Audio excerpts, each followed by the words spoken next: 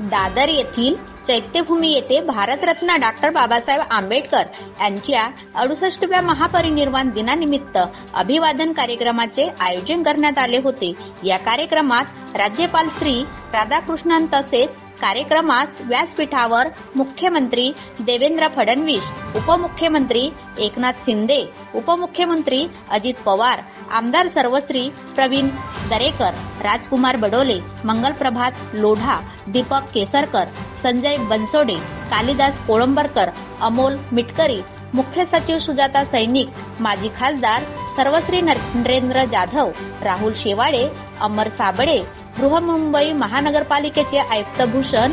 गगराणी, अतिरिक्त आयुक्त डॉक्टर अश्विनी जोशी, कोकण विभागीय आयुक्त राजेश देशमुख, मुंबई शहर जिल्हाधिकारी संजय यादव, डॉक्टर बाबासाहेब आंबेडकर महापरिनिर्वाण दिन समन्वय समितीचे सरचिटणीस नागसेन कांबळे, समन्वय समितीचे उपाध्यक्ष महेंद्र साळवे आदी उपस्थित होते। ॲडव्होकेट बाळासाहेब आंबेडकर यांनी सुद्धा डॉक्टर बाबासाहेब आंबेडकर यांना अभिवादन केले। परिसरात भीमगीत गायन, समता दलांची महत्त्वाची भूमिका, खूप मोठ्या प्रमाणात पुस्तकांचे स्टॉल व लोक अभिवादन करायला येत